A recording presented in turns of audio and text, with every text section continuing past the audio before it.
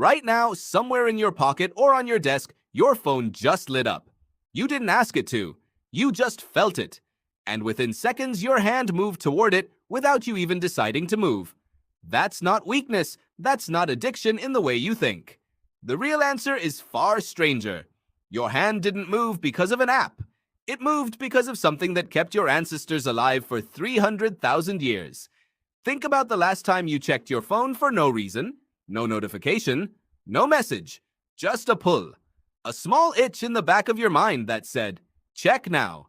You probably called it a bad habit, but your brain doesn't build habits out of nothing. It builds them out of survival. To understand what's happening, you have to go back, not decades, not centuries, hundreds of thousands of years, to small bands of early Homo sapiens moving across open grassland in East Africa. They lived in groups of maybe 30, sometimes 150. And in that world, information wasn't entertainment, information was survival currency. If a rustle came from the tall grass, you needed to know immediately whether it was wind or a predator. If a member of your group changed their tone of voice, you needed to know if that meant danger, gossip, or opportunity. The humans who paid attention to small, ambiguous signals in their environment lived longer. The humans who ignored them didn't pass on their genes. Over hundreds of thousands of years, this created a brain wired with one core instruction. Uncertain signal detected, check it immediately. Anthropologist Robin Dunbar spent decades studying primate social groups and human evolution, and he found something remarkable. He calculated that the human brain's neocortex size predicts a maximum stable social group of roughly 150 individuals. This number, now called Dunbar's number, wasn't just about who you could recognize. It was about how much social information your brain evolved to track constantly. Who is allied with whom? Who is angry? Who might help you? Who might hurt you? This tracking never really switched off. It couldn't. Your survival depended on it running in the background all day, every day. Now here's where it gets strange. Your phone didn't invent a new behavior in you. It found an ancient one already running, and it plugged directly into it. Every notification is, to your ancient brain, a rustle in the grass. It's ambiguous. It could be nothing. It could be important. And your brain cannot tell the difference without checking.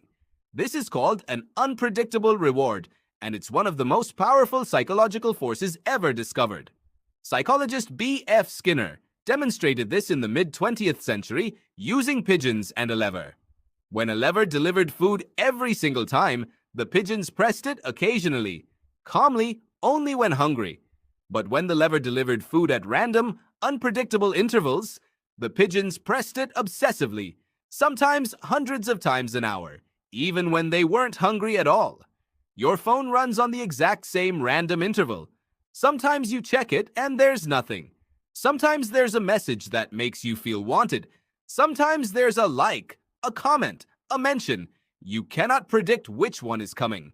And because you can't predict it, your ancient reward system refuses to stop checking.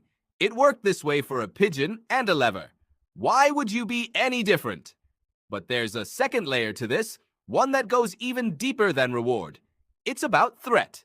For nearly all of human history, being cut off from your group meant death. Not metaphorical death, actual death.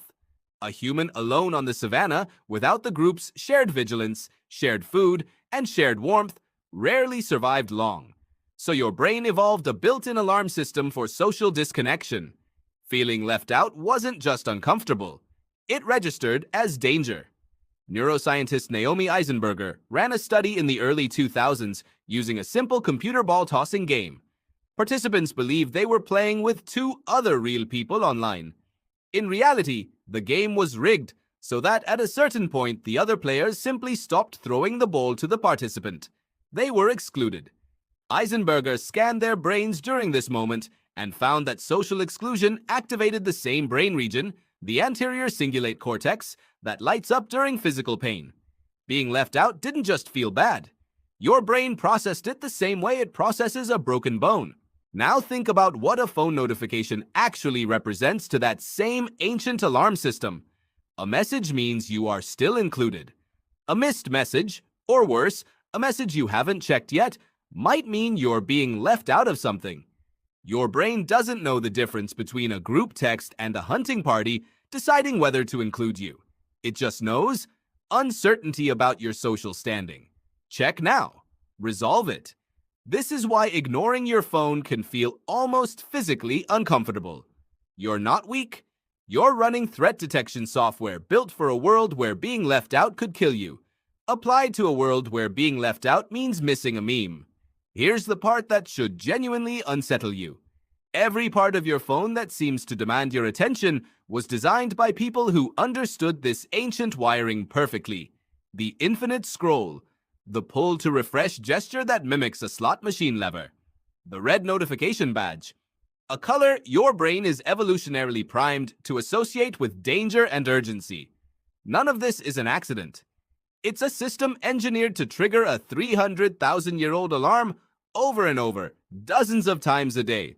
So when you feel your hand drift towards your phone with no clear reason, you're not seeing a personal flaw. You're watching a survival mechanism built for the savannah get triggered in a glass rectangle. The same circuitry that once kept a small band of humans alive by making them hyper-alert to rustling grass and shifting group dynamics is now firing constantly, dozens of times an hour, in response to pixels. Does knowing this change anything? Not entirely. Your brain will still generate that pull. The itch will still be there tonight and tomorrow, and probably for the rest of your life, because you cannot switch off 300,000 years of wiring with willpower alone. But there is a difference between fighting an urge you don't understand and recognizing an ancient alarm for what it actually is. Tonight, your phone will light up again. Your hand will move before you've consciously decided anything. And in that half second, ancient grassland instincts evolved to detect predators and preserve your place in a group of 150 people will fire inside a brain surrounded by concrete and glass. It won't feel ancient. It will just feel like checking your phone. But now you know what's really moving your hand. It was never really about the phone at all.